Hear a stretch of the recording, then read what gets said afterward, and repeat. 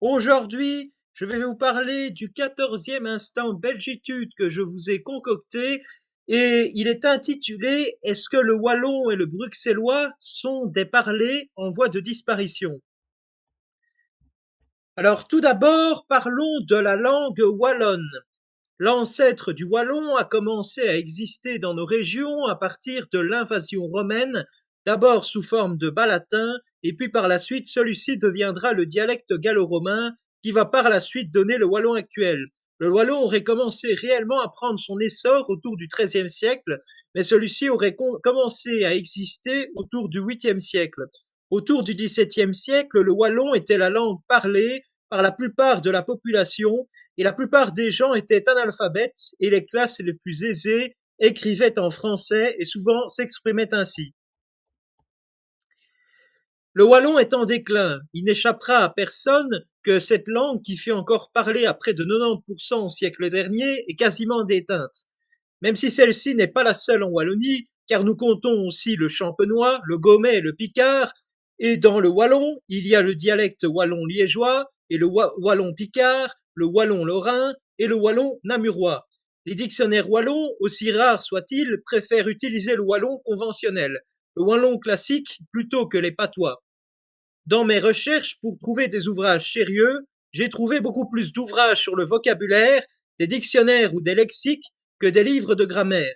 Comme je vous l'avais expliqué dans mon instant de Belgitude numéro 5, qui expliquait pourquoi la Flandre est de droite, je vous avais expliqué que, en effet, la Wallonie est de gauche, étant donné qu'elle n'a pas d'identité historique, car celle-ci est une construction récente. Le wallon donne moins envie d'être appris par les gens que le flamand en Flandre, où il y a tout un récit historique, et aussi parce que les Wallons préférant parler français car c'est plus facile à l'international, tandis que les Flamands, même si l'anglais est plus pratique, arrivent très bien à conserver leur langue. Alors, à l'heure actuelle, il n'y aurait que 360 000 personnes, en tout cas en 2022, de la source que j'ai pu voir, que j'ai pu analyser, qui pratiquent régulièrement dans leur vie de tous les jours la langue wallonne, soit 10% de la population actuelle de la Wallonie. La disparition progressive du wallon vient aussi de la démocratisation de l'enseignement avant la Première Guerre mondiale et des changements de paradigme socio-économiques après la Seconde Guerre mondiale. Dans cette vidéo, mon objectif est de m'adresser tout d'abord à mes compatriotes belges, même si le wallon et certains autres dialectes en Wallonie se trouvent aussi en France. Mon objectif ici est que même si je ne suis pas locuteur du wallon, de vous donner envie de parler, de pratiquer et d'apprendre le wallon, mais aussi le bruxellois, mais je vais vous en parler plus tard. Alors tout d'abord, comment dit-on bonjour en wallon? On dit bonjour ou bonjour. C'est juste que l'orthographe s'écrit différemment. Au revoir se dit comme en français. Comment ça va? C'est mint vati. Merci beaucoup, c'est merci bramint. Désolé, c'est peineux. Et peineuse au féminin. À demain, c'est admin ou après. Bonsoir, c'est bonsoir. Bonne nuit, c'est bonne nuit. Alors, comment dit-on je m'appelle Didier? Alors, évidemment, cela dépendra des régions, mais cela pourra soit se traduire comme J m'appelle ou J m'appelle, c'est juste l'orthographe qui change, Didier. Seulement l'orthographe change, comme j'ai pu le dire là tout de suite. Et j'ai 23 ans, J ai 23 ans, ou mes 23 ans.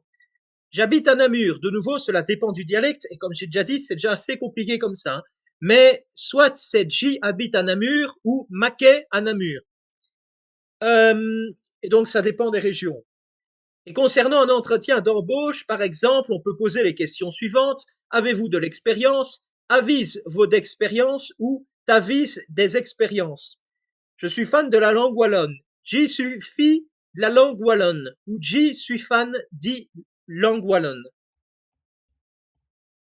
Tout d'abord, lorsqu'il y a la prononciation que d'une consonne, là on parle vraiment des règles de grammaire, alors on n'en met qu'une. En gros, par exemple, nous avons le terme abbé en wallon qui n'a rien à voir avec un abbé en français, mais qui signifie mon ami ou mon frère, dépendant des régions. Un autre exemple serait aquar, qui est un verbe qui signifie déménager. Bref, cette règle est plus facile qu'en français, car dans celle-ci, il y a des fois des lettres muettes, La seule exception, c'est lorsqu'il y a un double S entre deux voyelles ou quand il y a un E muet qui suit, par exemple, quand on parle de messe, mais avec un accent qui a le même sens qu'en français, sauf qu'ici en wallon, il y a un accent grave sur le E. Un E qui ne se prononce pas, n'a pas d'accent. Par exemple, chante. Le E est muet. Ici, donc, pas d'accent. Nous avons aussi une règle qui explique qu'une longue voyelle a toujours un accent circonflexe. Par exemple, que, qui signifie en français quoi. Comme en français, le pluriel ajoute un S, sauf pour les noms en Z. Par exemple, on n'écrit pas gaz avec un S comme en français. Le T ne se prononce jamais comme le S, comme par exemple action en wallon qui se traduit en français par action. C'est juste que ça s'écrit avec un T en français. Contrairement au français où par exemple l'on prononcerait Georges ainsi, car il y a un E après le G en wallon, c'est le J qui se prononcerait de la même manière que le G de Georges se prononce en wallon J. On dit Georges. Et ça s'écrit pas de la même manière. Le G en wallon se prononce toujours comme le G de gare. Alors le son O s'écrit toujours en wallon O, A-U, jamais E-A-U. Le X n'existe pas en wallon. Par conséquent, examen s'écrit en wallon examen. Donc, ça s'écrit différemment. Pour prononcer un N long, on met un point après un M ou un N. En français, nous avons les verbes de différents groupes, ceux en ER, IR, OIR, RE. Pour le je en wallon, cela se termine toujours en E. Pour le premier groupe, verbe en ER. Pour le troisième groupe, verbe en I, accent circonflexe, et I, avec un accent circonflexe sur le I. Et les verbes du quatrième groupe, verbe en U et IE. Sinon, pour le deuxième groupe des verbes se terminant en I. Cela se termine toujours en I à la première personne du singulier et du cinquième groupe qui sont les verbes se terminant en che, te, de, re, r, y, pe, qui se terminent par la fin du radical. Pour la deuxième personne du singulier, il se termine toujours en E pour le troisième et quatrième groupe. Pour le premier, c'est en ES, et le deuxième, c'est en IS, et le cinquième, c'est en ID. Ce qui est assez intéressant de noter, c'est que comme en français, la deuxième personne du singulier, on ajoute toujours un S. Pour la troisième personne du singulier, pour le troisième et le quatrième groupe, cela ne change pas. Pour le deuxième groupe, c'est comme en français, donc l'on rajoute un T en plus du I. Par contre, pour le premier groupe, seulement un E, et pour le cinquième groupe, c'est toujours en ID. Concernant la première personne du pluriel, pour le premier groupe, cela se termine en ans, similaire au on en français, à la fin de chaque verbe. De même pour les verbes du troisième groupe et pour les verbes du quatrième groupe, même s'il peut y avoir des exceptions, avec des fois des yans, et à la fin des verbes du cinquième groupe, nous pouvons aussi avoir des en. Concernant la deuxième personne du pluriel, pour tous les verbes, pour tous les groupes de verbes, cela peut se terminer en EZ, cependant il peut arriver que ça se termine en OZ. Pour le premier groupe de verbes, pour le troisième groupe de verbes et pour le cinquième groupe de verbes et pour le quatrième groupe de verbes, mais pour les deuxièmes groupes de verbes et le quatrième groupe de verbes, alors il peut arriver que cela se termine par ishose ou iose pour le quatrième groupe de verbes. Pour la troisième personne du pluriel, c'est beaucoup plus simple, se terminant pour tous les groupes de verbes en E accent grave T ou NUT, sauf pour la deuxième personne du pluriel en ichette ou ichenut. Le bruxellois ou le Bruxelles-Vlaams, au départ, à l'époque médiévale, était du flamand, et puis il est devenu un dialecte du brabançon lorsqu'il fut codifié à partir du XVIe siècle, tandis qu'un autre bruxellois dit français est apparu à la fin du XIXe siècle, avec le français devenant la seule langue officielle du pays et se mêlant avec du flamand pour donner le bruxellois. En fait, il y avait déjà le flamand qui, à la fin du XIXe siècle, commençait à être la deuxième langue du pays, mais c'était vraiment à ce moment-là, en tout cas un peu après. Il y a 4 types de bruxellois. Tout d'abord, celui qui s'appelle le Bruxelles-Vlaams et celui qu'on va parler aujourd'hui, c'est le vrai dialecte de Bruxelles, s'apparentant à du brabançon. Et en fait, j'ai fait une petite erreur que je viens de m'en rendre compte. En fait, le bruxellois, quand il est apparu au 15e, 16e siècle, en tout cas, c'était une forme de brabançon. Le brabançon qui est un dialecte du flamand et le bruxellois qui est un dialecte du brabançon. Ce qui est un peu compliqué, c'est un peu Inception le truc. Le Beulemans ayant du vocabulaire français et une grammaire flamande. Le Bargoens, qui est plus un dérivé du flamand, surtout présent dans les marchés. Le marolien à base picarde a certaines expressions du picard, mais aussi du Bruxelles-Vlaams.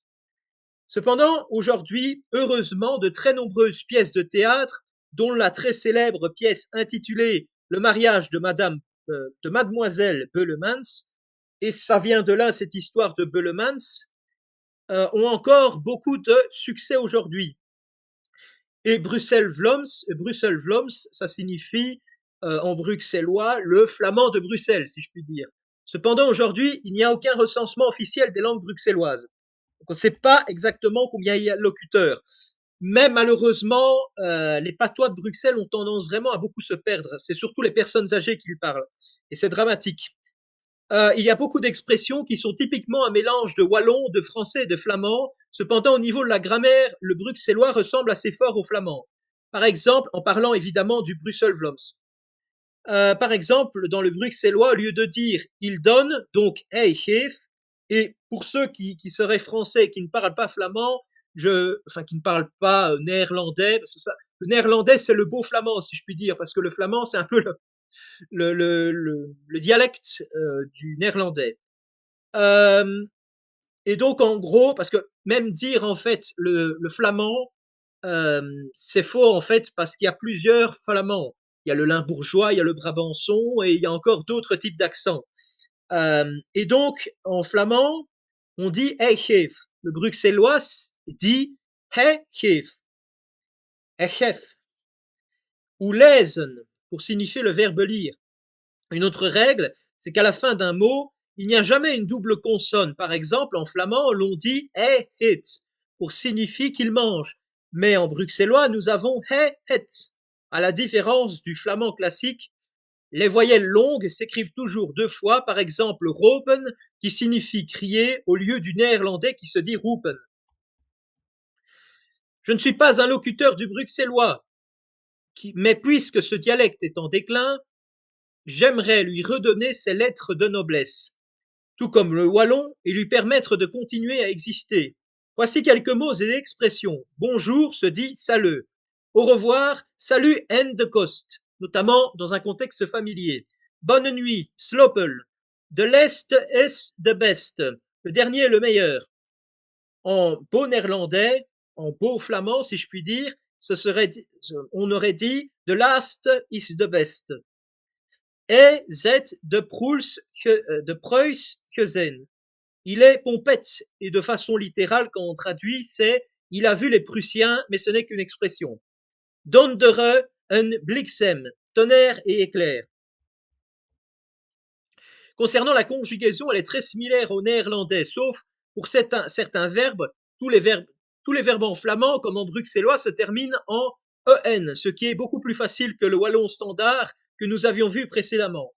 Et par exemple, dans le présent de l'indicatif, nous avons par exemple ik prober, j'essaye, ge probert, tu essayes, he ou ze probert, il, elle essaie, gin proberen, nous essayons, get proberen, vous essayez, ze proberen, il, elle essaye. Cette vidéo fut probablement la plus difficile à réaliser, pas pour la quantité d'informations à récolter, mais surtout pour trouver la grammaire, que cela soit pour le wallon standard, que j'ai finalement trouvé sur un très bon site, et qui rend disponible aussi les autres wallons dont nous avions discuté précédemment. Mais par contre, le bruxellois, ce fut une purge pour trouver la grammaire.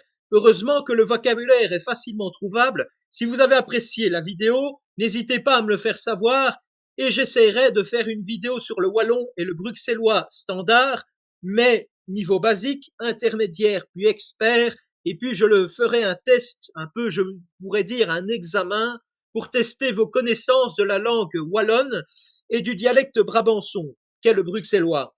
Et peut-être que par la suite, je ferai sur les autres dialectes de Belgique, des vidéos, euh, je pourrais faire des vidéos notamment des autres dialectes de Belgique, mais vu comment c'était compliqué pour trouver la grammaire bruxelloise, je n'ose imaginer la recherche de la grammaire pour les autres versions bruxelloises. En tout cas, que Dieu vous bénisse, que Dieu vous garde. Vive la Belgique, vive l'Occident, vive la Vierge Marie, vive le Christ roi, vive le Saint-Esprit. En tout cas, à très bientôt pour une prochaine vidéo.